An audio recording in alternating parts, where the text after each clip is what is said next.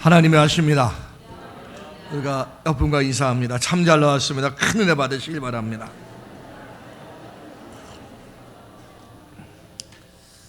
자, 오늘도 이렇게 복된 주일 또 우리 하나님 앞에 나와서 또 예배자로 씁니다.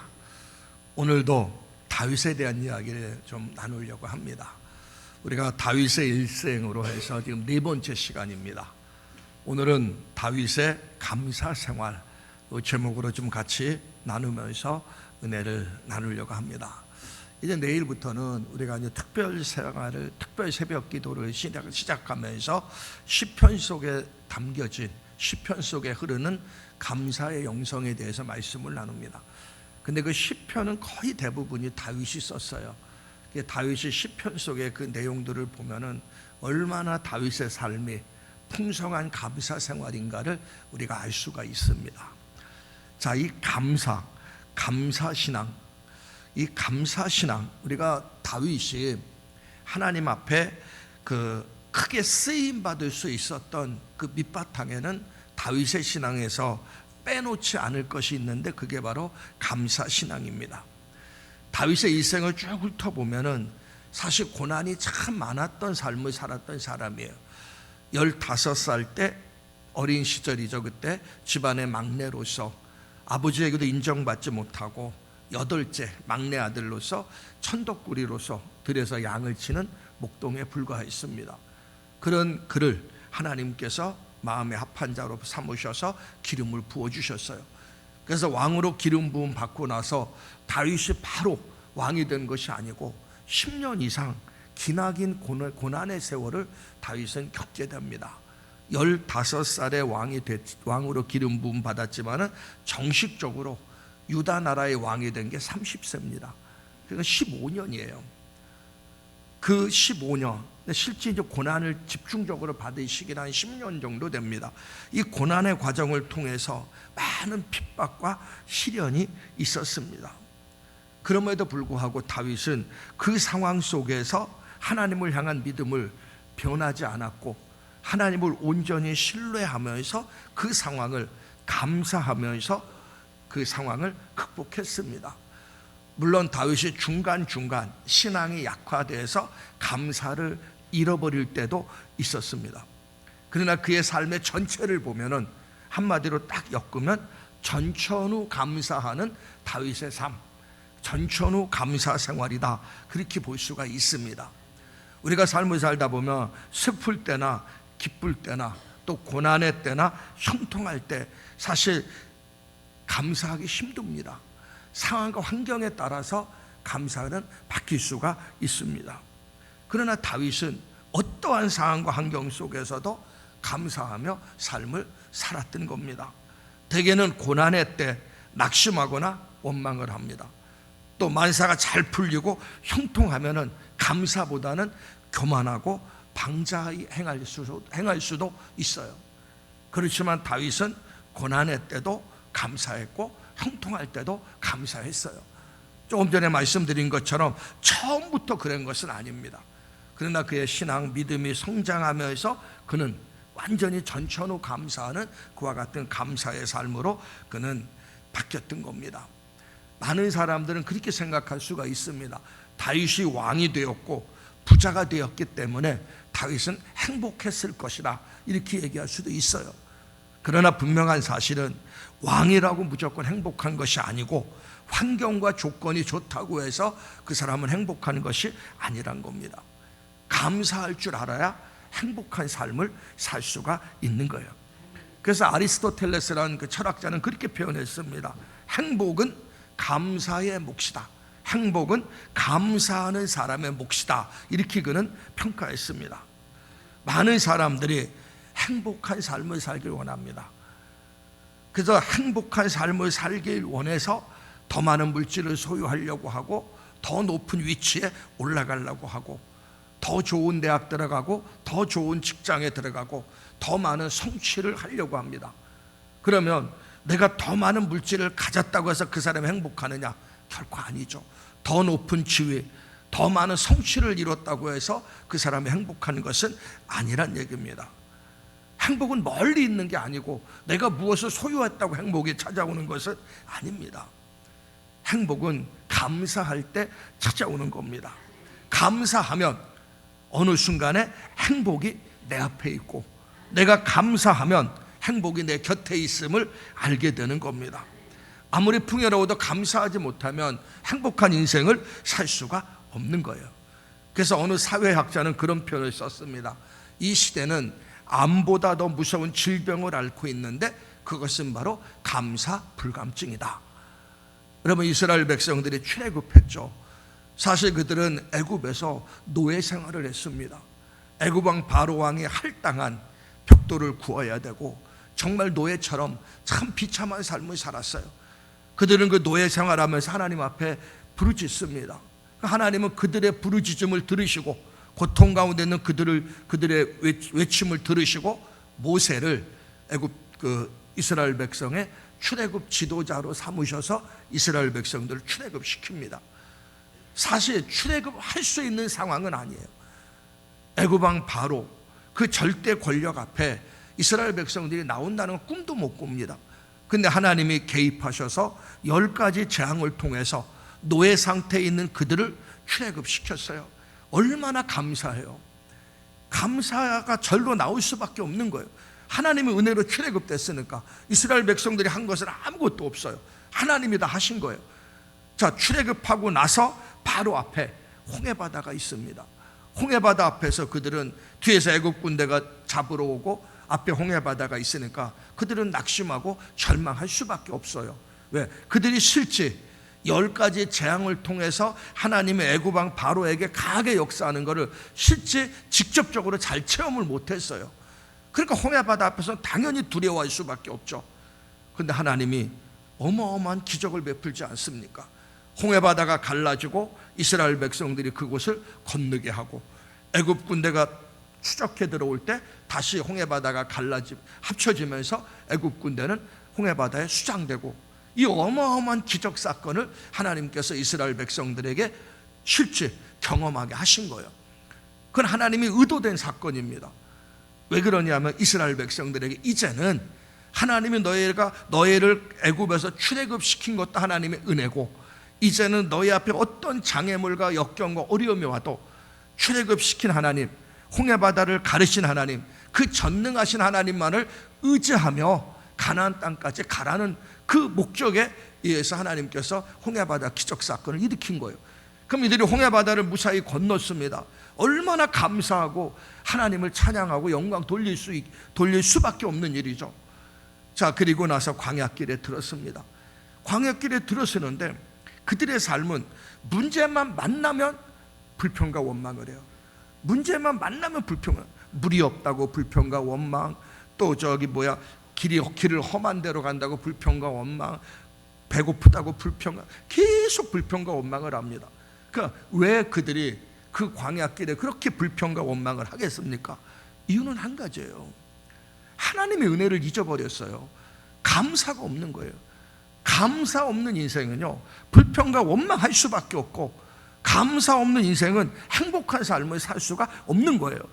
그럼 그들이 그런 상황 속에서 물이 없으면 하나님, 우리를 출애굽시켜 주신 하나님 감사합니다. 물이 없네요. 우리의 물 좀 공급해 주옵소서. 그러면 홍해바다를 가르신 하나님께서 그들에게 물을 안 공급해 주겠어요? 그들은 물이 없으면 먼저 입에서 불평과 원망이 나와요. 아주 습관적으로 나옵니다. 이유는 한 가지예요. 감사할 줄 몰랐기 때문에 그래요. 하나님의 은혜를 모르는 사람은 감사할 수가 없고, 감사하지 못하는 사람은 참된 행복을 누릴 수가 없는 거예요. 저와 여러분들, 정말 우리는 범사에 감사하면서 다윗의 감사 신행을 본받으면서 신앙생활 하시기를 주의 이름으로 축원합니다. 감사할 때 행복이 찾아오는 거예요. 이번 특별 새벽 기도회는 이 감사에 대한 메시지만 이제 시편 속에 오르는 그 메시지를 좀 같이 생각해 볼 겁니다. 그래서 다윗이 어떤 상황 속에서 어떻게 감사하며 그가 신앙생활했는가, 그 부분을 좀 같이 생각해 보면서 은혜를 나누려고 합니다. 자, 다윗이 처음부터 감사했던 사람은 아니라고 이야기했어요. 왜? 사람이기 때문에. 사람이기 때문에 환경과 상황에 영향받아서 낙심도 되고 교만도 하고 왔다 갔다 할 수도 있다는 얘기입니다. 그래서 다윗은 고난의 때 낙심이 찾아왔고 형통할 때는 교만했어요. 그런데 신앙의 연단의 과정을 겪으면서 다윗이 늘 감사하는 사람으로 바뀌어지게 됩니다. 오늘 본문은 그 과정을 표현한 말씀이에요. 그래서 오늘 이 본문 말씀에 보면 다윗이 형통할 때 자기가 잘나서 만사가 잘 풀린다고 생각하고 교만했고, 고난이 딱 오자마자 그때 이게 아니구나, 하나님의 은혜 없이는 내가 살 수 없구나, 그걸 깨닫게 되면서 다윗이 범사에 감사하는 사람으로 바뀌어진 과정이 오늘 이 본문에 기록되어져 있습니다. 오늘 본문 6절 말씀을 한번 보겠습니다. 30장 6절에 보면 내가 형통할 때 말하기를 영원히 흔들리지 아니하리라 하였도다. 자, 분명한 것은, 형통한 것은 하나님의 은혜입니다. 다윗은 그걸 깨닫지 못했어요. 하나님의 은혜인데도 불구하고 깨닫지 못하고 영원히 흔들리지 않는다, 엉뚱한 행동을 하는 겁니다. 형통하면 하나님 감사합니다, 형통케 하신 거 감사합니다, 이 고백이 나와야 되는데, 형통하니까 내가 영원히 흔들리지 않는다, 하나님의 은혜에 대한 감사의 고백을 하지를 않았습니다. 자, 그러자 그 다음에 무슨 일이 생겼습니까? 30장 7절에 보면 여호와여 주의 은혜로 나를 산같이 굳게 세우셨더니 주의 얼굴을 가리심에 내가 근심하였나이다. 주의 은혜로 나를 산같이 굳건히 세웠는데 하나님의 얼굴을 딱 가려버리니까 근심이 찾아왔다는 거예요. 저 말이 무슨 말입니까? 잘 될 때, 형통할 때는 자기의 능력과 지혜로 잘 됐다고 생각을 했는데 하나님이 잠시 얼굴을 가려버리니까, 외면해버리니까 갑자기 그에게 큰 환난과 고민이 찾아온 겁니다. 우리가 이것을 꼭 깨달아야 됩니다. 내가 모든 만사가 잘 풀리고 형통할 때 이 모든 것이 하나님의 은혜다 깨닫고 감사하며 더 하나님을 의지해야 되는데, 형통하고 잘 될 때 우리는 교만한 거예요. 내 힘과 능력으로 이 모든 것이 이루어졌다고 착각을 합니다. 교만해지게 돼요. 그러니까 하나님이 딱 얼굴을 돌리면 그때부터 어려움이 찾아오고 고난이 찾아옵니다. 그러니까 그때는 다급하니까 하나님 찾아요, 도와달라고. 지금 오늘 본문의 시편 기자 다윗이 그랬다는 얘기입니다. 형통할 때 당연한 것이라고 생각하고 자기 힘과 능력으로 이렇게 됐다고 생각했는데 하나님의 얼굴을 딱 돌리니까는 근심이 찾아왔어요. 삶의 위기가 찾아왔습니다. 그래서 8절부터 10절까지 말씀해 보면 다윗이 하나님께 부르짖어요. 하나님 살려달라고, 위기에서 건져달라고 하나님 앞에서 하나님께 부르짖어요. 그러니까 하나님께서 다윗의 기도를 들으시고 응답하시고 그 위기와 어려움 가운데서 다윗을 건져주십니다. 그 은혜를 체험하고 나니까 다윗이, 그리고 나서 쓴 시가 바로 시편 30편이에요. 그러니까 다윗이 뭐라고 고백합니까? 1절에서 3절에 보면 다윗이 그 고백을 하고 있는 거예요. 저 말씀은 같이 있습니다. 시작.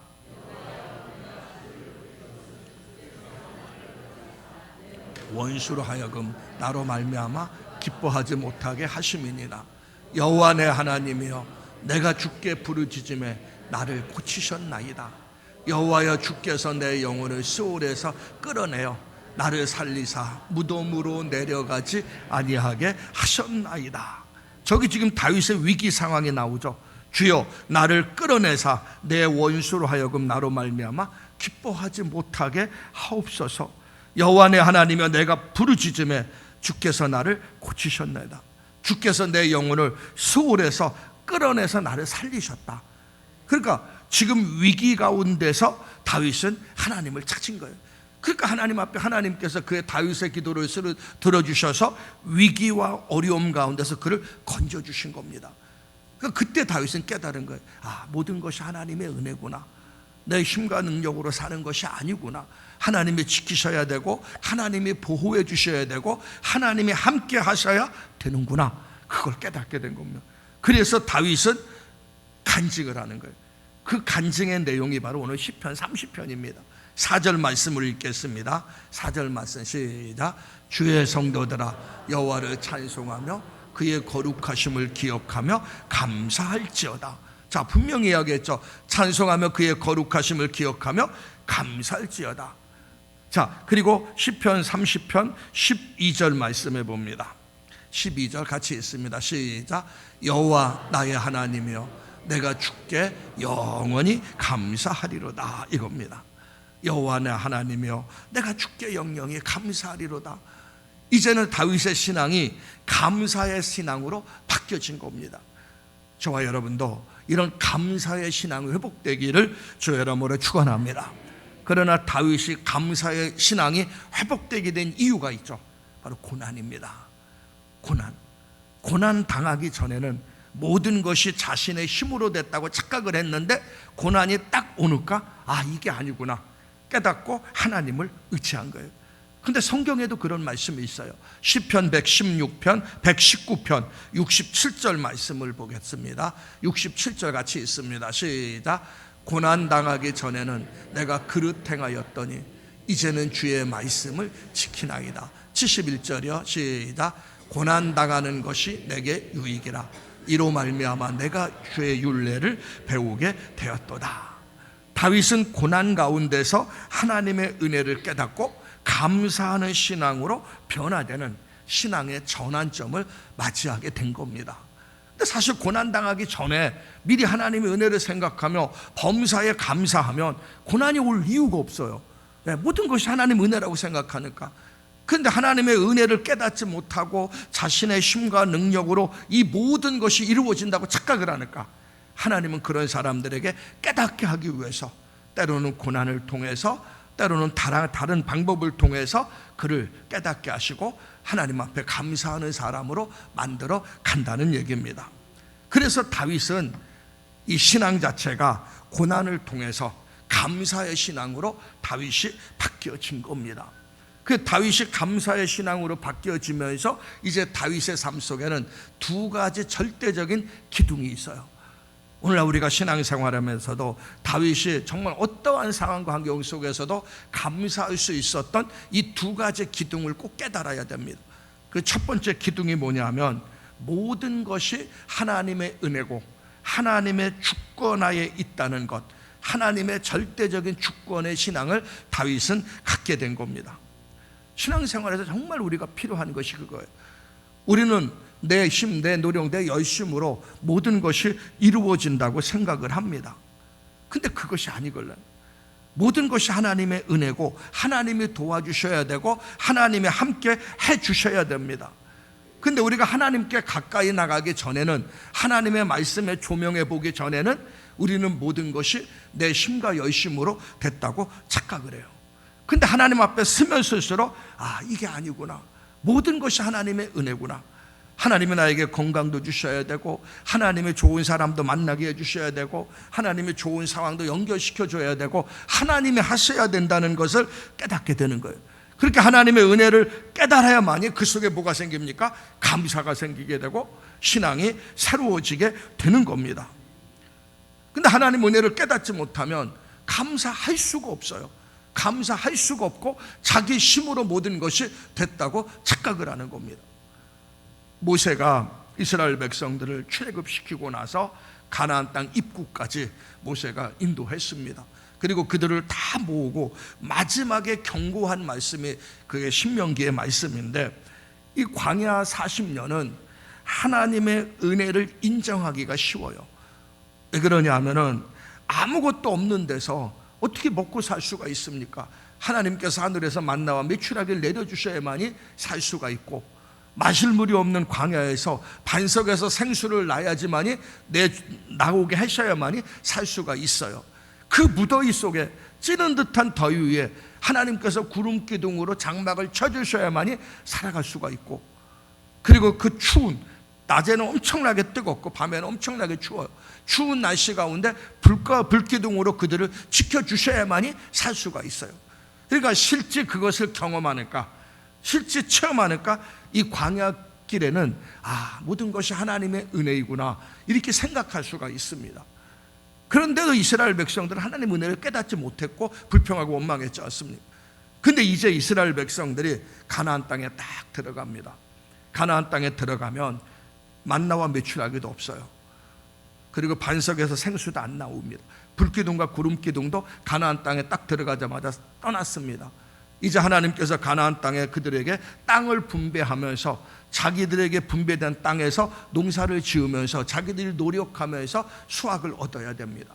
그런데 그때 하나님께서 신명기 8장 17절 18절에 저 말씀을 하시는 거예요. 같이 한번 읽습니다. 시작.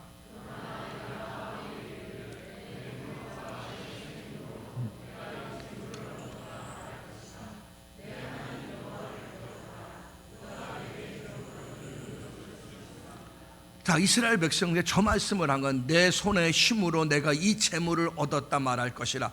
내 하나님 여호와를 기억하라. 그가 내게 재물 얻을 능력을 주었습니다. 분명히 말씀하는, 모세가 염려한 게 저거길래 자기 힘과 능력으로 모든 것이 이루어졌다고 생각하고 그들이 하나님의 은혜를 잊어버리고 감사하지 못할 것을 염려했기 때문에 모세가 저 말씀을 한 것이고, 사실 하나님께서도 시내산에서 계명을 주시면서 너희들이 가나안 땅에 들어가면 절기를 지켜라, 맥추감사주의를 지키고 추수감사주의를 지켜라. 그 절기의 명령 속에는 뭡니까? 하나님의 은혜를 기억하고 감사하라는 메시지가 그 속에 담겨진 겁니다. 다윗은 전적인 하나님의 은혜를 깨닫게 되었습니다. 인생 만사는 하나님의 손안에 있음을 깨닫게 되었어요. 그래서 오늘 본문 시편 30편 말씀을 쭉 보면은 계속적으로 반복되는 단어가 나옵니다. 여호와, 여호와란 이름, 여호와는 하나님의 뜻이고 이게 10번 나오고 주라는 칭호가 13번 나옵니다. 이 단어가 계속 나오는 것은 다윗은 모든 것이 하나님으로부터 말미암았다는 것을 철저히 인식하고 있는 거예요. 그리고 다윗이 일국의 이제 왕이 됐어요. 왕이 된 후에 다윗이 고백한 내용을 보면은 더 정확히 알 수가 있습니다. 성경 말씀 사무엘하 7장 18절 말씀을 보겠습니다. 같이 한번 읽습니다. 시작. 다윗 왕이 여호와 앞에 들어가 앉아서 이르되 주 여호와여 나는 누구이오며 내 집이 무엇이기에 나를 여기까지 이르게 하셨나이까. 저 고백이 무슨 고백입니까? 자기는 비천한 집안 출신이에요. 시골 촌동네에 천한 목동이었어요. 근데 그런 목동인 자기를 들어서 왕으로 기름 부으고 유다 나라 왕으로 세웠습니다. 그것만 생각하면은 다윗은 이 모든 것이 하나님의 은혜라는 생각이 절로 나오는 거예요. 하나님은 주권자다. 하나님은 주권자다. 낮추기도 하고 높이기도 하시는 주권자다 하는 그 사실을 깨달은 거예요. 그래서 다윗은 점점 신앙생활하면서 모든 것은 하나님의 은혜고 하나님의 주권하에 움직인다는 사실을 깨달았기 때문에 그는 늘 감사하며 신앙생활을 할 수가 있었던 거예요. 저와 여러분도 신앙생활하면서 모든 것이 하나님의 은혜입니다. 모든 것이 하나님의 주권하에 움직인다는 것을 깨닫고 감사하시기를 주의 이름으로 축원합니다. 그래서 우리가 성경에 보면 바울 같은 경우 나의 나된 것은 하나님의 은혜라, 나의 나된 것은 하나님의 은혜라 생각하며 그는 어떠한 상황 환경 속에서도 감사하는 삶을 살았던 거예요. 자, 첫 번째 기둥은 하나님의 은혜, 하나님의 주권이라는 기둥이고, 두 번째 기둥은 하나님의 섭리라는 기둥이에요. 하나님의 섭리, 하나님의 선한 섭리를 믿는 신앙입니다. 우리가 인생을 살다 보면 때때로 고난이 닥쳐오게 됩니다. 그럴 때 우리는 자칫 잘못하면 왜 이런 고난이 오는지 의심하고 불평과 원망하면서 하나님의 사랑과 능력에 대한 오해를 할 때가 있습니다. 그러나 하나님은 고난을 통해서도 일을 하고 선한 목적을 이루고자 때로는 하나님께서 고난을 주실 때도 있다는 얘기입니다. 하나님은 근본적으로 나를 만들길 원해요. 나를 변화시키길 원합니다. 그래서 하나님의 초점은 내 환경이 아니에요. 내가 초점이에요. 내가 변화되면 환경은 저절로 하나님이 역사를 합니다. 근데 우리는 환경이 변화되길 원해요. 근데 하나님은 환경보다 나, 개인이 더 중요합니다. 그래서 하나님 오늘도 나를 만들어가는 거예요. 다윗은 고난 가운데서 그걸 깨달은 겁니다. 하나님은 나를 만들어가는구나. 이 고난 가운데서 하나님의 섭리를 다윗은 깨달은 거예요. 그러니까 감사할 수밖에 없죠. 고난 가운데 있어도 다윗은 감사하는 거예요. 왜? 하나님이 자기를 만들어가는 과정이라는 것을 깨달았기 때문에. 그래서 그는 무슨 고백을 하냐면 시편 30편 5절에 보면 저 고백을 합니다. 같이 있습니다. 시작. 그 노염은 잠깐이요 그 은총은 평생이로다. 저녁에는 울음이 깃들지라도 아침에는 기쁨이 오리다. 왜? 하나님의 주권을 믿으니까, 하나님의 섭리를 믿으니까.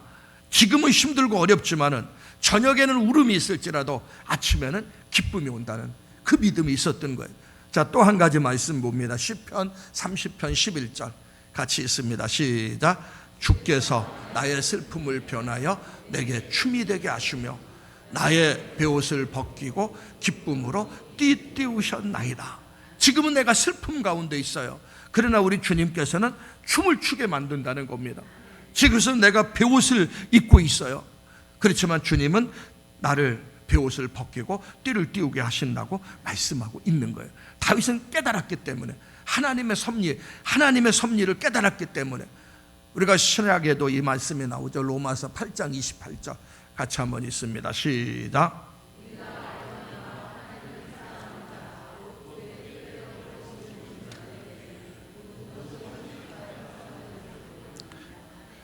저 말씀대로 고난도 형통도 하나님의 손안에 이루어지며 모든 것이 어우러지면서 우리 인생은 하나님의 작품으로 만들어 갑니다.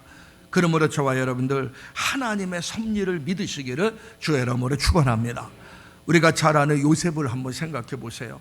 요셉이 애굽의 종으로 팔려갔고 보디발의 집에서 종살이 하다가 또 억울한 누명을 쓰고 감옥에 갔습니다. 13년이란 동안 요셉은 가진 고난과 역경을 만나요. 그러나 고난과 역경을 만난 가운데서 이제 13년이 지난 뒤에 애굽의 총리가 되고 자기 부모와 형제들이 애굽의 곡식구하러 오게 되고 요셉을 만나게 되고 그 일련의 과정이 쭉 보면은 요셉은 종으로 팔려갔을 때는 고난과 역경이었어요. 근데 요셉은 하나님의 섭리를 믿었어요. 비록 형들에 의해서 자기가 팔려왔지만 하나님의 섭리를 믿었기에 요셉은 불평과 원망하지 않았습니다. 억울한 누명을 쓰고 감옥에 갔어도 하나님의 섭리를 믿었어요. 그러니까 요셉은 불평과 원망하지 않고 그곳에서 최선을 다하고 하나님이 그와 함께 하십니다. 그러니까 요셉이 감옥에서 애굽의 총리가 되고 자기 부모 형제들이 애굽에 왔을 때 요셉은 그들에게 분명히 이야기합니다. 하나님이 우리를 구원하시려고 먼저 여기에 나를 보낸 것이다. 그러니까 하나님의 선한 섭리를 고백을 해요. 그러니까 하나님의 선한 섭리를 믿으면 어떤 상황과 환경 속에서도 우리는 낙심하지 않아요. 소망을 갖게 된다는 겁니다. 인내하게 되고 감사하게 되는 거예요. 다윗은 그걸 믿었다는 얘기입니다. 하나님의 선하신 섭리를. 그러므로 하나님의 은혜를 깨닫는 주권적인 신앙과 하나님의 선한 섭리를 믿는 이 두 가지 기둥이 다윗이 정말 늘 감사하는 전천후 감사 생활의 삶을 살게 한 기둥이란 얘기입니다. 우리가 전천후 감사 생활을 하면 늘 감사하면은 하나님은 기뻐하셔요. 하나님은 그들과 동행하시고 그들의 인생길을 인도하시고 보호를 하시고 전천후 감사 생활을 하는 사람은 어떠한 상황과 환경 속에서 기쁘고 즐겁고 행복합니다. 다윗의 고백 중에 하나가 시편 23편의 고백이에요. 시편 23편 1절 2절만 보겠습니다. 같이 있습니다. 시작. 여호와는 나의 목자시니 내게 부족함이 없으리로다. 그가 나를 푸른 풀밭에 누이시며 쉴 만한 물가로 인도하시는도다. 저 말씀이 다윗이 아주 평탄할 때 쓴 말씀이 아니에요. 시편 23편 중간에 보면 내가 사망의 음침한 골짜기를 다닐지라도 해받기를 두려워하지 아니할 것은 주께서 나와 함께 하심이라. 지금 사망의 음침한 골짜기와 같은 상황이에요. 그 상황인데도 다윗은 뭔 고백을 합니까? 여호와는 나의 목자시니 내게 부족함이 없으리로다. 이 고백을 하는 거예요. 이거는 행복한 사람만이 할 수 있는 고백이에요. 근데 이 행복이 어디서 나옵니까? 바로 감사에서 나오는 거예요. 그러니까 다윗은 늘 감사했기 때문에 이 행복한 신앙의 고백을 할 수가 있었던 겁니다. 내가 사망의 음침한 골짜기에 다니는 그런 비참한 상황인데 어떻게 거기서 여호와는 나의 목자시오 내가 부족함이 없다 이런 고백이 나올 수 있습니까? 바로 하나님의 섭리를 믿고 하나님의 주권을 믿고 감사하는 사람에게 이런 고백이 나오는 겁니다. 그러므로 저와 여러분들 늘 감사하는 그런 신앙의 성도들 되시기를 주의 이름으로 축원합니다. 그러기 위해선 우리의 신앙의 수준을 높여야 됩니다. 내 믿음의 분량을 끌어올려야 됩니다. 감사는 믿음이 있어야 하기 때문에 우리가 비행기를 타다 보면 비행기가 지상에서 이륙하고 300m 상공에 이르기까지는 심하게 요동친다고 합니다. 근데 300m를 넘어가면 지상에서 300m를 넘어가면 오히려 고요하고 편안하게 비행기가 간다고 합니다. 우리의 신앙도 마찬가지예요. 신앙의 고도를 높여야 됩니다. 신앙이 미성숙하면 요동쳐요. 환경과 상황에 요동칠 수밖에 없어요. 감사를 할 수가 없습니다.